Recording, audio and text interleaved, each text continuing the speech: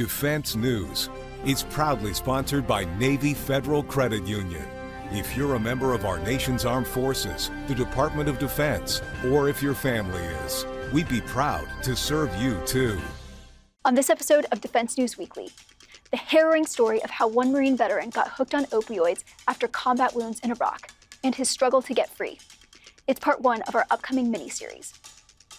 Plus, a Marine veteran on a new mission to document heroes of the Iraq and Afghanistan wars. Hear about the story she's trying to tell. It's the latest in news and analysis from the Pentagon to the platoon, here on Defense News Weekly.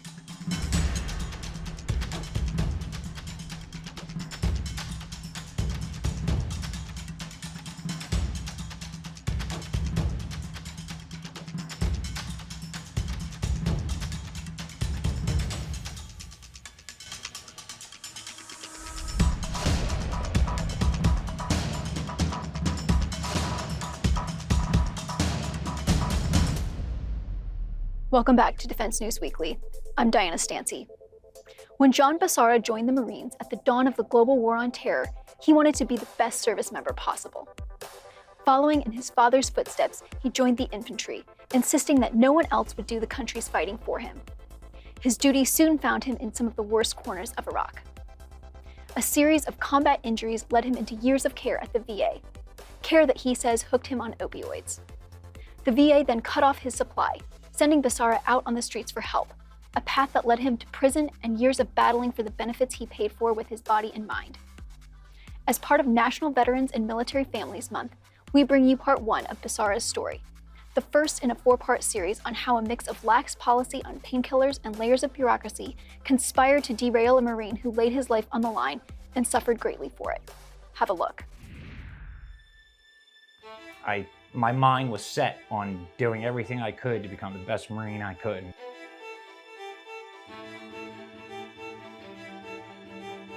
It was October 6, 2006 was the first time I actually got struck by an IED.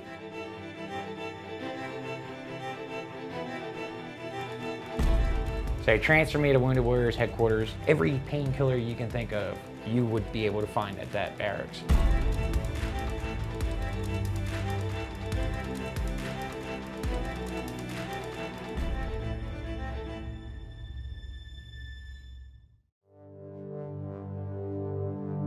I was in the Chief Scouts sniper team. I was the first one picked, so he picked me on his team. This was in Habanilla, right on Route Michigan, MSR Michigan. So that was our AO, was basically all of Route Michigan in between Ramadi and Fallujah. It was a suicide VB-IED. He had 9 .155 shells in the trunk and set it off as soon as Lutsen was going up to the vehicle. We heard that blast, we turned our vehicles around. I was in the front vehicle. I pulled right up. It was right in front of a mosque and a school. And I looked over and noticed that not only did it kill Corporal Lutsen, but it killed about 30 kids coming out of the school. There's pieces of kids everywhere. I had a woman taking her son up to me with his entrails hanging out all the way on down to the ground to try to get me to help her son. And I'm sitting there pointing my M16 at her to tell her to get the fuck away from my truck, because you don't know when you're gonna get hit with a secondary. And it's just treating people like that is what really, haunts me. It's like, that's what really bothers me, is all the innocents that got killed over there, the little kids that got killed.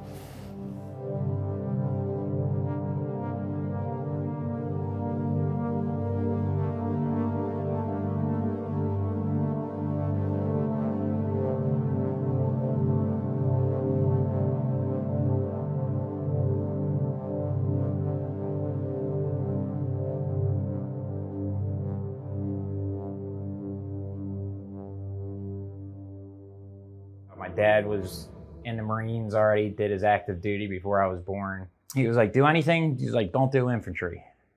I was like, if I'm gonna join the Marines, the whole reason I wanna go in is because I wanna do something worth doing. And, I don't wanna be supplying the guys fighting for me. I wanna do the fighting for the country if I can. But I joined 2005 in July. I went to boot camp. My mind was set on doing everything I could to become the best Marine I could and do everything, my power to to achieve whatever I could to do the most good in Iraq.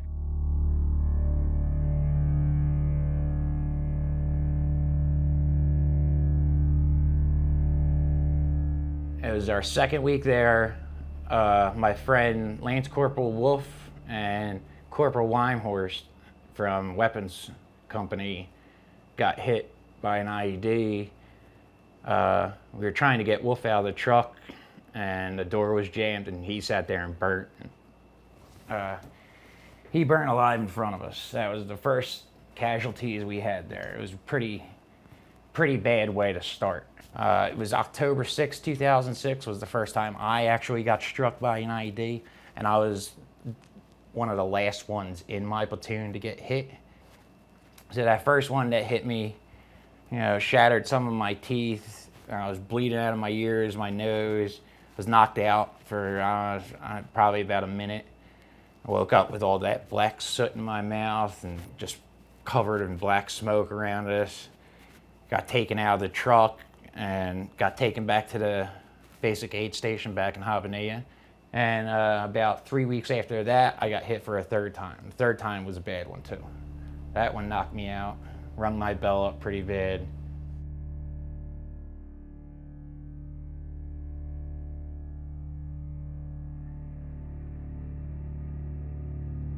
If you weren't missing something and you got blown up over there, you stayed.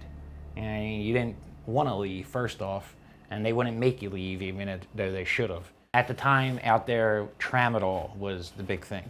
Everybody was allowed to have tramadol in a combat zone. Even though it's a narcotic now, it wasn't then. And you could go to the BAS and talk to a corpsman, and he would just give you a bottle of 100, And there's guys out there. Yeah, tramadol is a painkiller. It's supposed to be under Percocet. It's not supposed to be it wasn't a narcotic until about 4 or 5 years ago, I think. But, guys are eating 10, 15 of those at a time just to be able to put their flak jacket on and go out on a patrol. And I was one of them, eating 4 or 5 at a time until my liver hurt. That's how many, just try to stay in the fight. You could fight on tramadol. If you were given a painkiller, you had to be on light duty. You weren't allowed to leave the wire. I found that I crushed my fingers in a Humvee door and I got Percocets for a week. So as soon as that happened, I was like, I flushed half of them because as soon as they told me, on opiates, you're not allowed to leave the wire. So nobody wanted to be on opiates. Nobody wanted it, It's all fucked up. And you just try to get back to normal so you can go back out.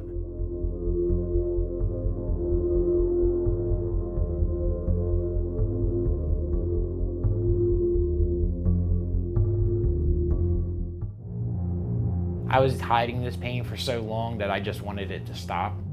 I was on gabapentin, prazosin, Motrin, oxycodone, fentanyl for a little while. I started having points to where one wasn't enough. That feeling of, knowing that all that pain's gonna go away, you will pretty much do anything you have to do to get it.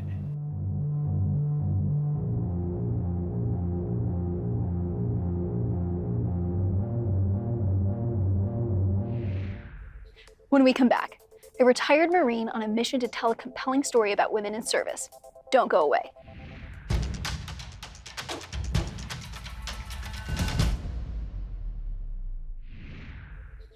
Welcome back to Defense News Weekly. When Ryan Donahoe joined the Marines, women in the American military still weren't allowed to serve in combat roles.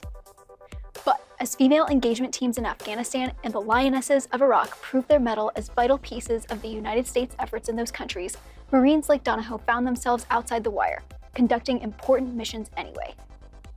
Now out of uniform, Donahoe is working to tell the stories of the women who worked on those teams and is compiling a documentary to catalog their work.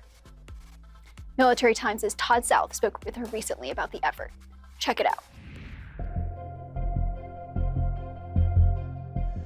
The United States withdrew from Afghanistan in 2021, 2 decades after it entered conflict there. During those 2 decades, women made historic achievements in combat roles throughout their military service. We're here today talking to one of those women and some work she's done since she left the service. Ryan, can you tell us a little about yourself and some of the work you're doing now? My name is Ryan Donahoe. I'm a corporal in the United States Marine Corps. I'm from Los Angeles originally and joined the Marine Corps at 19, where I became an administrative clerk at MCAS Miramar, also known as Top Gun to a lot of people. Um, I was selected in 2010 for a special team that was on the forefront of introducing women into the combat zone. The team was called the Female Engagement Team, and they chose about 50 of us from the West Coast to participate on this team. We received 3 months of training to include cultural, etiquette, medical training, combat lifesaver, full shooting package, and a lot of other crash courses on infantry training and such to prepare us to deploy to Afghanistan in two-man teams. And while you're in Afghanistan, you had a lot of really interesting experiences, some of which kind of formed a basis, or what we might call an origin story, for a project you're doing now. Could you tell us a little bit about that experience in Afghanistan? The origin story for the legacy team is Lioness in Iraq. That was generally a stationary undertaking, searching women and children at entry checkpoints and vehicle checkpoints. It was such a successful program that they evolved it to the female engagement team, whereby we went mobile and embedded in line companies and communities all around Helmand province in Afghanistan. I was in rural Afghanistan, in Garmsir, and on an engagement where, on a significant engagement, my teammate and I went into a compound where the women and children wanted to do my makeup. And the way they did makeup, then and even now in rural places in Afghanistan is a little bit more colorful than what we might see here in America. Upon leaving that engagement, one of the lance corporals who was holding a secure perimeter asked if I wanted to take my makeup off before we patrolled back to the PB.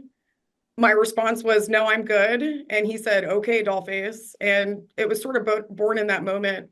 Well, that's interesting. You have a very personal kind of contact with the population. I mean, they're touching your face, but you're also connecting, with I'm sure young girls, and the women can kind of laugh and smile and kind of take some tension off this very kind of like somewhat sometimes tense, interaction you guys are experiencing. Absolutely. And growing up in Los Angeles, my mom actually, I grew up across the street from Sony Studios, and filmmaking is sort of, the lifeblood of industry there in Culver City. My mom did hair and makeup in the industry, and it actually hadn't occurred to me even long after Dollface was born that what I ended up bonding with the women and children over in Afghanistan would be makeup. So it certainly was it provided a little bit more of a lighthearted experience for me. So you encountered a lot of amazing stories and had a lot of great experiences with others in Afghanistan. You decided to kind of maybe capture that and memorialize it in a way.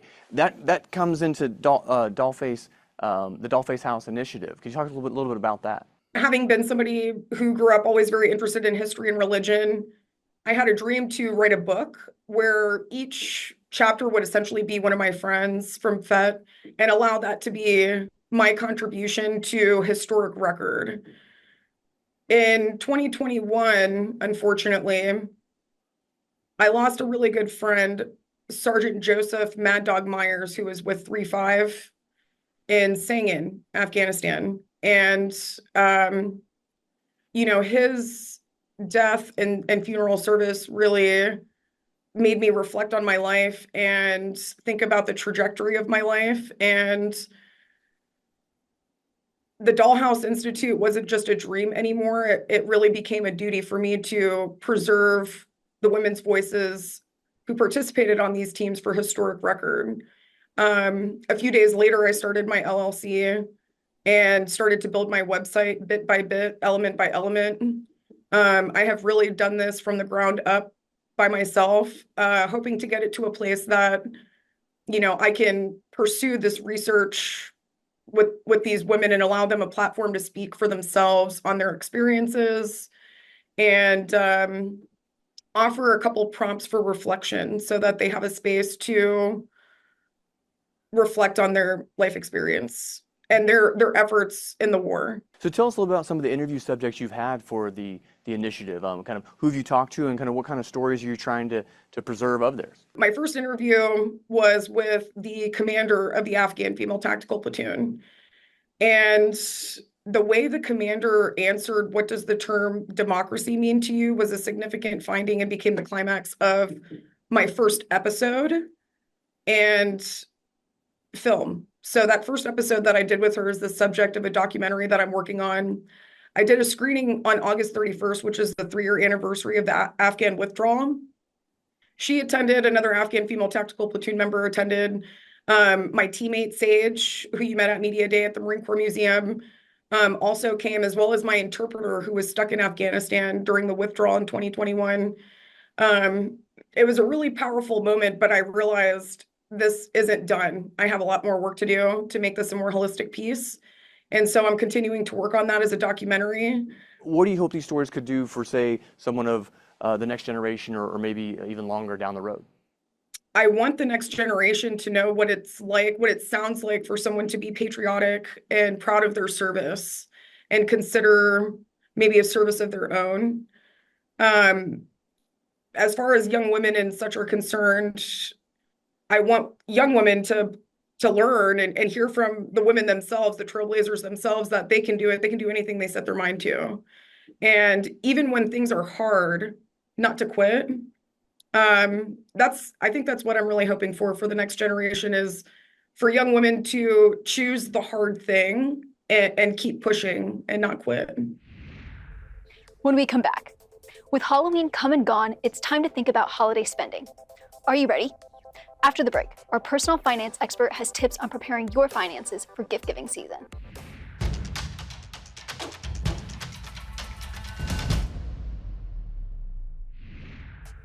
Welcome back. It's gift-giving season. Is your bank account ready? On this week's Money Minute, Jeanette Mack from Navy Federal Credit Union is back with her tips on preparing for the upcoming holiday season. As the end of the year approaches, so do all the holidays and spending that come along with them. Whether it's for gifts, decorations, travel, or meals, those expenditures can really add up. This year, set a limit and try to keep your spending in check. How? By planning ahead, employing some self-discipline, and always knowing where your money is going.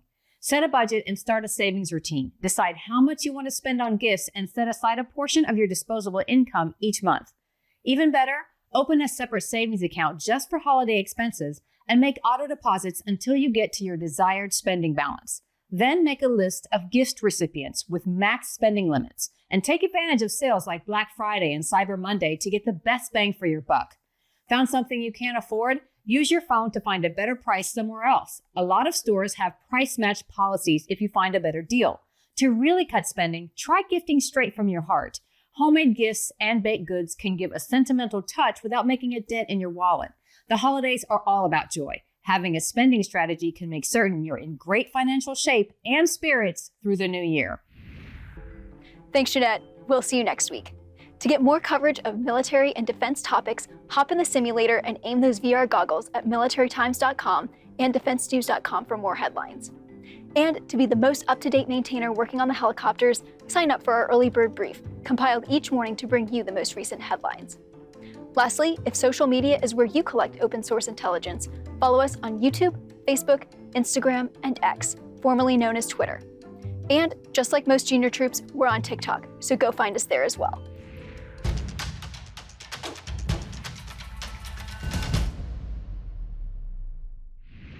Welcome back to Defense News Weekly. I'm Diana Stancy. Artificial intelligence is everywhere in the defense universe, and manufacturing is no different. How can AI play a role in how military products and systems are made in the future? We gathered a pair of experts in a recent webcast to talk about the topic, and here's some of what they had to say. Check it out. Wanted to just ask you both to kind of look at over the next 5 to 10 years. How do you think the way that the defense industrial base uses AI, will change over that period? And are there any particular kind of technology advances that, or applications you're most, excited about here in the near term?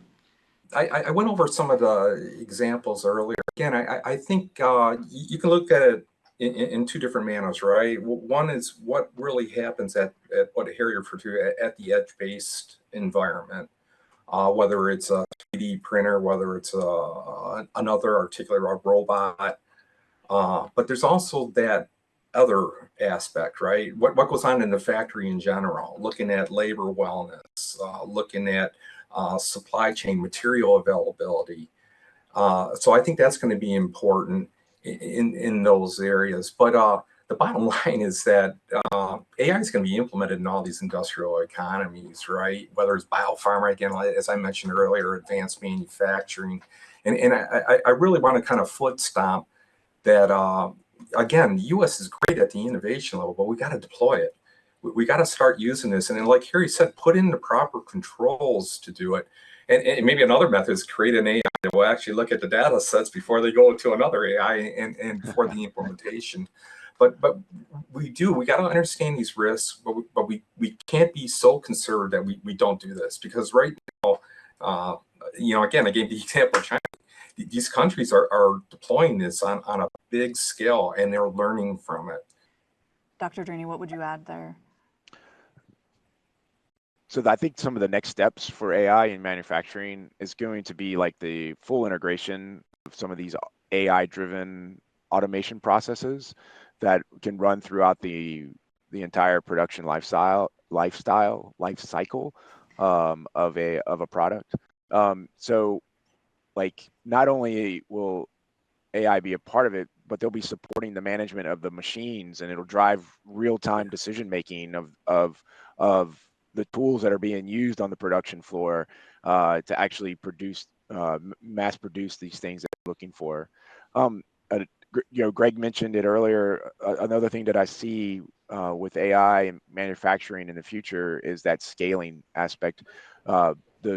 The organization's digital maturity is going to drive where your scaling happens. And I think AI is going to increase that digital maturity, probably at an order of magnitude that we don't understand. And then we're going to have to try to scale in order to meet that. So that'll be pretty exciting to watch how that grows over the next few years. Well, that's all we have time for in this episode. Thanks for joining us, and we'll see you next week.